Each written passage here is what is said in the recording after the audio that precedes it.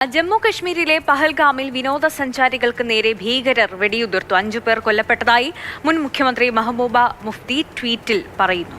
ആക്രമണത്തിന്റെ ഉത്തരവാദിത്തം TRF ഏറ്റെടുത്തിരിക്കുകയാണ്. അർജുൻ പീതാംബരൻ വാർത്തയുടെ വിവരങ്ങൾ നൽകാൻ ചേരുന്നുണ്ട്. അർജുൻ, TRF എന്ന സംഘടനയാണോ ഇതിന്റെ ഉത്തരവാദിത്തം ഏറ്റെടുത്തിരിക്കുന്നത്? മരണം സംബന്ധിച്ചൊക്കെയുള്ള കാര്യങ്ങൾ എന്താണ് അറിയാൻ കഴിയുന്നത്? സൈനിക നടപടി എങ്ങനെയാണ് ഇപ്പോൾ അവിടെ? ഒന്നിൽ കൂടുതൽ ആളുകൾക്ക് ജീവൻ നഷ്ടമായി എന്നുള്ള ഒരു നിഗമനത്തിലേക്കാണ് ഇപ്പോൾ കാര്യങ്ങൾ പോകുന്നത്. കാരണം മെഹബൂബ മുഫ്തി ഒരല്പസമയം മുൻപാണ് അവർ എക്സിൽ കുറിച്ചിരിക്കുന്നത് 5 പേർക്ക് ജീവൻ നഷ്ടപ്പെട്ടു എന്നുള്ള കാര്യം. ഇത് സ്ഥിരീകരിച്ചിട്ടില്ല. മുഖ്യമന്ത്രി ഒമർ അബ്ദുള്ള പറയുന്നതും മരണനിരക്ക് വ്യക്തമായിട്ടില്ല. അതിനെ സംബന്ധിച്ചിട്ടുള്ള കണക്കുകൾ, വിവരങ്ങൾ ഇപ്പോഴും എടുത്തുകൊണ്ടിരിക്കുകയാണ് എന്നുള്ളതാണ്. നിലവിൽ 10 മുതൽ 12 പേർക്ക് വരെ പരിക്കേറ്റിട്ടുണ്ട്.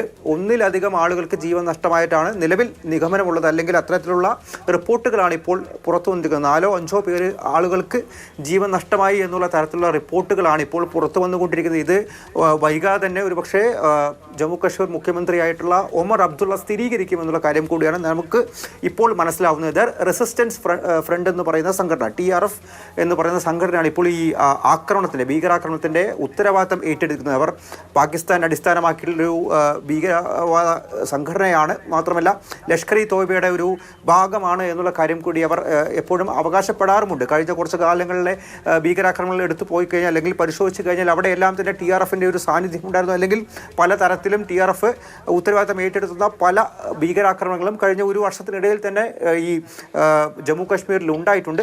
മറ്റൊരു കാര്യം പ്രധാനമായി എടുത്തു പറയാനുള്ളത്, അമർനാഥ് യാത്ര തുടങ്ങാൻ നിൽക്കുന്ന സമയം, ആ സമയത്ത് തന്നെ ഇത്തരത്തിലൊരു ഭീകരാക്രമണം ഉണ്ടാകുന്നു. അതും വിനോദസഞ്ചാരികളെ ലക്ഷ്യമിട്ടുകൊണ്ട് വിനോദസഞ്ചാരികളുടെ എണ്ണത്തിൽ വലിയ രീതിയിലൊരു വർധനവ് ജമ്മു കാശ്മീരിൽ ഉണ്ടാകുമ്പോൾ തന്നെ അവരെ ലക്ഷ്യമിട്ടുകൊണ്ട് ഇത്തരത്തിൽ ഒരു ഭീകരാക്രമണം ഉണ്ടാകുന്നു എന്ന് പറയുന്നത് കൂടി വലിയ രീതിയിൽ ഇത്തരത്തിലുള്ള ആക്രമണങ്ങൾ ഉണ്ടാകും. അതിന് മുന്നോടിയുള്ള സുരക്ഷ ശക്തമാക്കണമെന്നത് സംബന്ധിച്ച് എന്തെങ്കിലും റിപ്പോർട്ടുകൾ ഉണ്ടായിരുന്നോ? സുരക്ഷാ വീഴ്ച എന്തെങ്കിലും ഉണ്ടായിട്ടുണ്ടോ?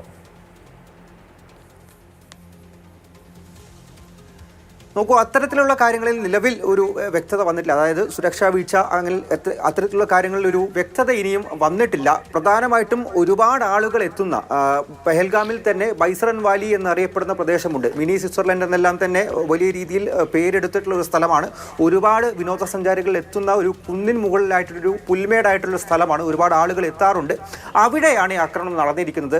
അതിൻ്റെ ദൃശ്യങ്ങളെല്ലാം തന്നെ ഇതിനോടകം തന്നെ പുറത്തു വന്നിരുന്നു. ഈ ഭീകരർ എവിടെ നിന്ന് എത്തി എന്നുള്ള കാര്യം, തുടർന്ന് ഇവർ എങ്ങോട്ട് രക്ഷപ്പെട്ടു എന്നുള്ള കാര്യങ്ങളടക്കം ഇപ്പോൾ പരിശോധിച്ചുകൊണ്ടിരിക്കുന്നു. പോലീസും സൈന്യവും ഈ പ്രദേശത്തേക്ക്, ഈ ഭീകരാക്രമണം നടന്ന സ്ഥലത്തേക്കും എത്തിയിട്ടുണ്ട്. മറ്റു കാര്യങ്ങൾ, ഇതിനെ സംബന്ധിച്ചുള്ള ആക്രമണത്തെ സംബന്ധിച്ചുള്ള മറ്റു കാര്യങ്ങൾ എന്തായാലും വൈകാതെ തന്നെ സൈന്യവുമായി ബന്ധപ്പെട്ടുള്ള മറ്റു വൃത്തങ്ങളും ജമ്മു കാശ്മീർ പോലീസും എല്ലാം തന്നെ വ്യക്തമാക്കും എന്നുള്ള കാര്യം. ഫ്രണ്ട് എന്ന ഭീകര സംഘടനയാണ് ഈ ആക്രമണത്തിന് പിന്നിൽ. മെഹബൂബ മുഫ്തിയുടെ ട്വീറ്റ് അനുസരിച്ച് 5 പേർ കൊല്ലപ്പെട്ടു എന്ന വിവരങ്ങളാണ് പങ്കുവെക്കുന്നത്. ആക്രമണത്തിന്റെ ഉത്തരവാദിത്തം TRF ഏറ്റെടുത്തിട്ടുണ്ട്.